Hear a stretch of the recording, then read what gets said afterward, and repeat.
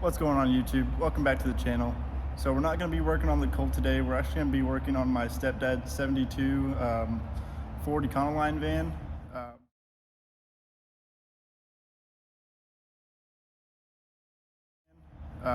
He actually just got in a really bad wreck this weekend, so I kind of want to do this to help him out. It's been on the rack for a few months now, just broke down.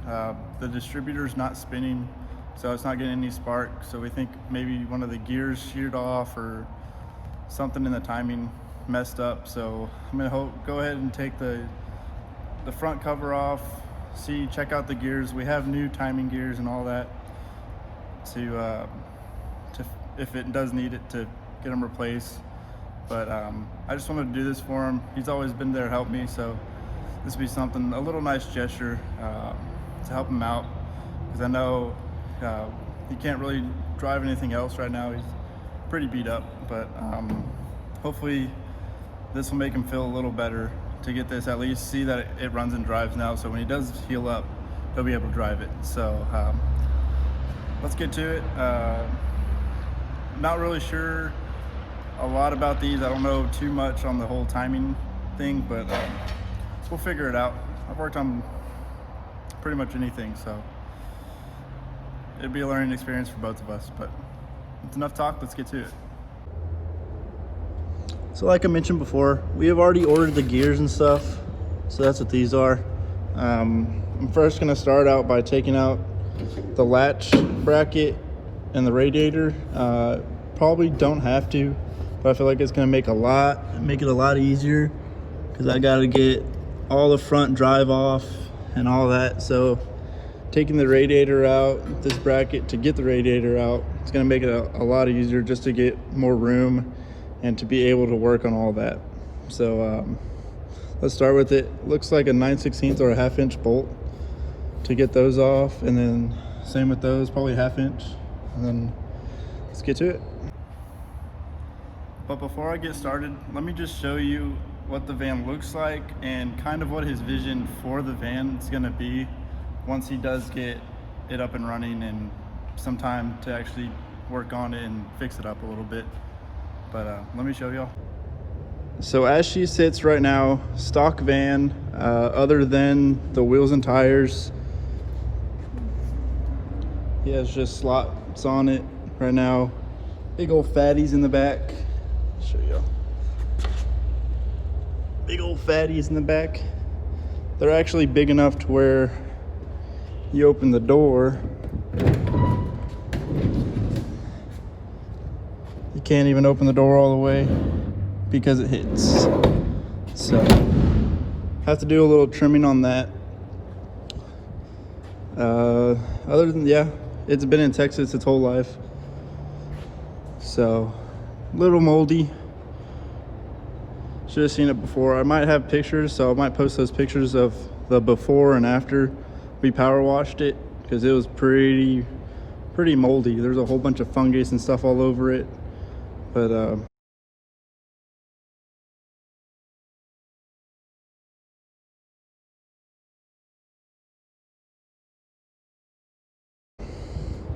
now for the interior, get a crack of this.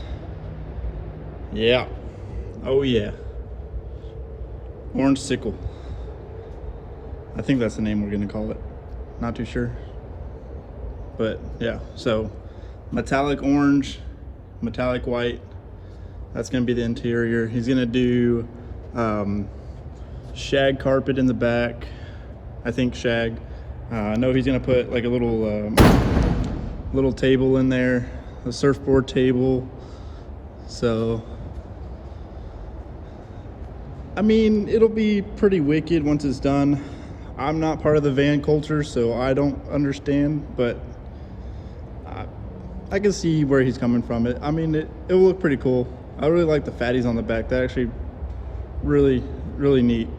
But so that's the van. That's kind of his vision. I wish I could explain more, but honestly, he changes his mind. But so far, he committed to the orange and white scheme. So that's going to be what it is. It's going to be a nice two-tone paint job. It'll come out really nice once he's done with it. So I might keep a vlog on this build also, just to help him out throughout the weeks and months, just to help him get it done so that he has something cool to drive. Because right now he really car hurting right now. He's been riding scooters around lately. I mean, he likes it, but he has the 39s broke down, just some other stuff. So I really want to get this up. It's the closest thing that we got that's close enough for running. So I just want to get this up and running for him to help him out, because he's always been there to help me out. So so yeah, now that I've explained kind of why I'm doing this and really want to help him out with it, let's get started. Hopefully I can finish it up tonight, so that way when I do post this video, it'll be up and running so I can surprise him with it. But if not, if you're watching this build, thanks for all you've been helping me with, and I'm doing this for you, so hope you enjoy it. So the first thing you want to do is drain the radiator. There's a little petcock right here. You're just gonna go ahead and twist it off. Of course, put a drain bucket down and hope you don't miss. It's probably gonna run in this channel right here, come out that hole. So just put your bucket right below it, and actually it's gonna spray all over. So that's cool. Yeah, just like that. So while I let that drain, I'm gonna lower the truck back down, take some of the pulleys, the belts off, and just get started so that when the radiator is fully drained, I can just yank it out and then start taking the front cover off. So just to help speed up the process, do two things at once while that's draining, just to get prepared and a little ahead. So let's get to it. So the coolant's still draining. All I did for right now is took the 4 bolts, one right here, one further down, and same on the other side, one up top, one down below. They were 1/2-inch bolts. So all I did was take them off so I can pull the radiator back just enough to get to the whole drive setup. Focus. Okay, to get to the whole drive setup, because eventually I gotta take that hose off, but it's still draining right now. So I'm just gonna take the belt off, alternator, water pump pulley, and fan, and hopefully that will be enough to get to that front cover. Hopefully it is something obvious like the gears, because like I said, the distributor, we took it out already. It's not spinning inside, so we're thinking maybe the gear sheared off up here. Won't know until we get into it, but hopefully it's something that easy, and then we can get this puppy back on the road so he'll be happy driving it and safer driving it. But yeah, so let's get to it. I'm going to try to explain most of the video that I can, but I'm not going to explain everything because holding a camera and wrenching are really hard to do at the same time. But so it's just a 9/16 on the back, and then on the front also is a 9/16. If you can see it, no, but it's down here. It's for the adjustment. So it's just those 2 bolts. Take the bottom one loose, and then you can slide it down, loosen both of them. You can slide it down, take the belt off. And then for the fan, it's just these 4 up here. Take that off. The fan will come off, the spacer will come off, and this pulley will come off once you get the belt off. And as for the crank, it's just 1 big bolt in the center of the crank, and then I'll need to use the puller to pull it off. But for now, let's just loosen this alternator bolt. Okay, so not a 9/16. That's 5/8. So we can come over here. Get 5/8. 5/8 bolt. So I was wrong. It's actually a 5/8 on the back, but I got it loose. Got the alternator pushed down. So now the belt should just wiggle its way off, just like that. And then what I do, move it in front of the fan, and it'll come out just like that. So I lifted the truck back up, got the bottom hose off, and just look at the yummy coolant that was in that thing. Oh man. Of course I always spill, so nothing new here, but gotta love the rusty water. Classic vehicles, always have it, unless you do a complete engine job, complete new radiator, you can't get rid of the rust, but not gonna hurt, just looks nasty. But that's off, so now I can take the radiator out and start working on the front stuff. Radiator's out. Look at all this room for activities in here. So now I can actually get my cordless impact in here and just speed things up, get this job done a lot quicker than it would be to have to fight with that radiator sitting real close to this. So I highly recommend taking the radiator out if you're ever doing a job like this. So let's get to it, finish this up, hopefully get it running by tonight and get it to him. So let's get to it. So now that that's all off, it was just a fan pulley. That's all off. Hopefully all it is just this cover. The gears are inside here. Hopefully I don't have to go too further in. Yeah, just gotta take that crank pulley off, take this cover off, check if those gears are sheared up like we're hoping. That's all it is, but you never know until you get into it. So let's just have high hopes. Let's get this cover off and check it out. So since the crank bolt's been on there quite a while, pretty much I don't think it's ever been off, honestly. Just gonna shoot some WD-40 or whatever penetrant we have laying around here and use my air impact. Hopefully it'll come off pretty easy because I don't want to have to fight this thing. But yeah, let's make some noise.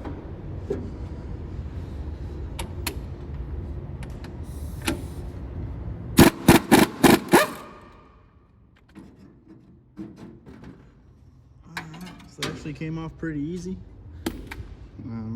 It was a 15/16 bolt. Oh, dropped the washer. Always pick up the washers because you start kicking them around, you'll lose them forever.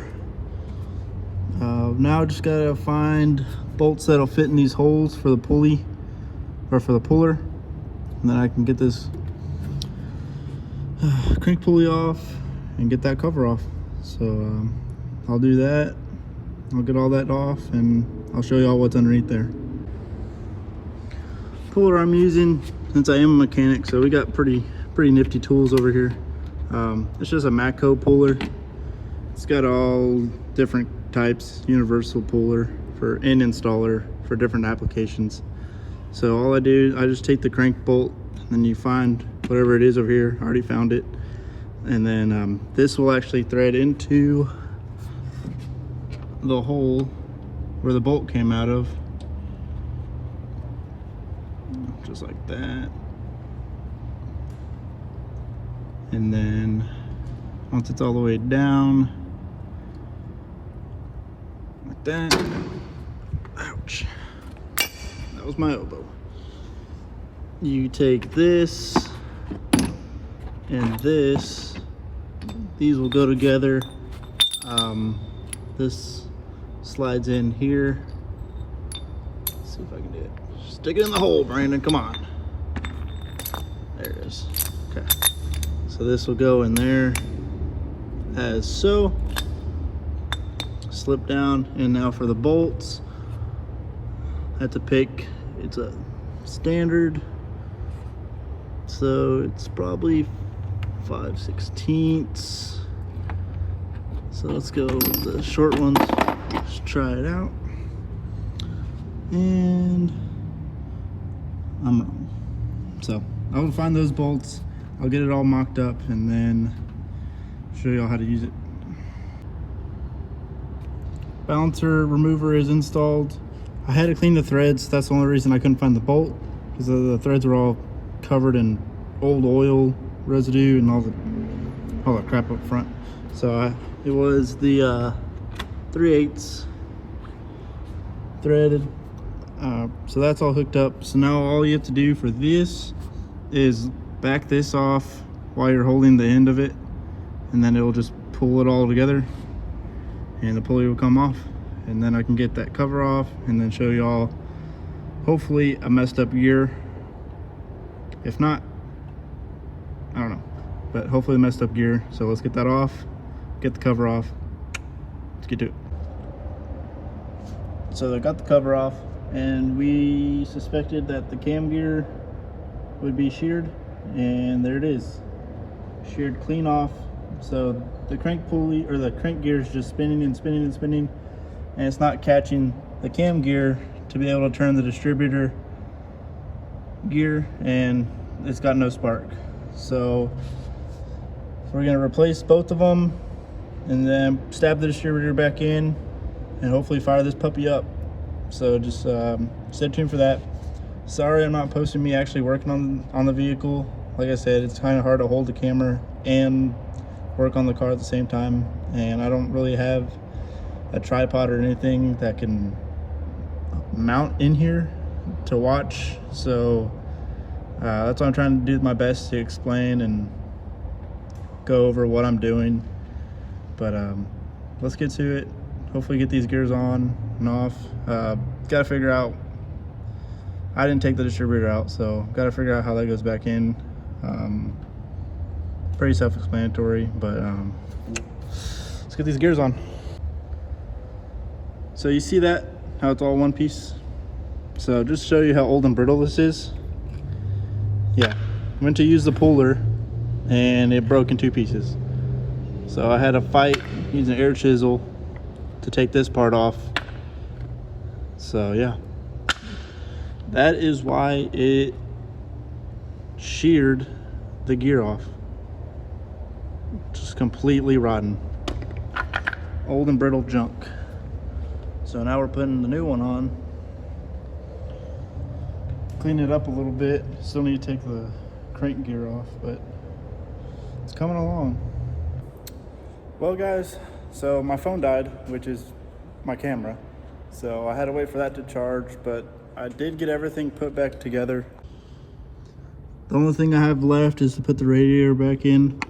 Sorry I couldn't show y'all more footage, but like I said, my phone died and my charger takes forever to charge. These freaking iPhones are awful. I'll tell you, awful. But gonna put the radiator back in.